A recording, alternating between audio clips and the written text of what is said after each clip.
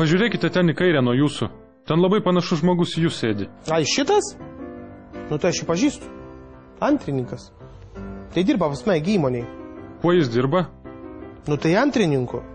Tai jis kaip apsauga jūsų veikia? Jei kas norėtų jūs pagrobti ar nušauti, tai nušautų jį? Ne.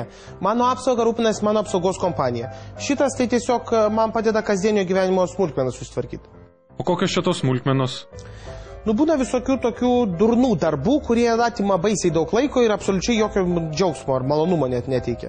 Tai jisai ir padaro. Nu ką, pavyzdžiui, reikia už elektrą susimokėti, ten kasko pasirašyti, ar ten su draudiku sutartį kokią pratęsti, mobiliaką iš salono naujo paimti, ar ten tėvus aplankyti. Nu, tai aš išmokiau jį parašą padirbti, tai jisai nueina ir tos visus darbelius ir nudirba. O man, kaip sakant, lieka ką? Nu, tik tai gyvenimo malonumai ir džiaugsmas. Tai gal jis ir meslitoje už jūs lankosi? Atleidžia darbuotojus? Juk tai nemalonus darbas. Kodėl nemalonus?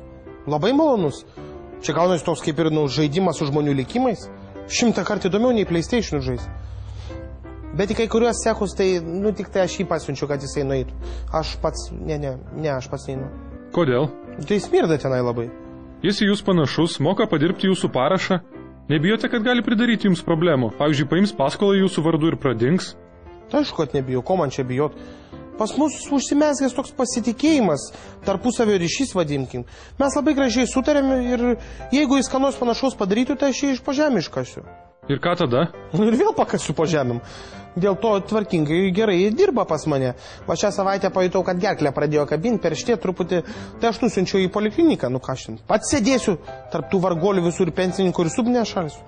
Beje, žinai, kas yra pensininkas? Tai vargolis kvadratu. Žodžiu, pasiunčia aš jį pas daktarą, vis tiek visos tos gerklės vienodos, ką ten skiriasi. Tai išrašė vaistų, šitos nupirko, tai aš ką, sėdžiu ir gydosi, vienas malonumas. Galiu parodyti, kaip čia viskas. Eik, dantis užsivalyk užme. Labai patogu. Reikės ir rytoj pas daktarą nusiųsti mano prostatą pasitikrinti.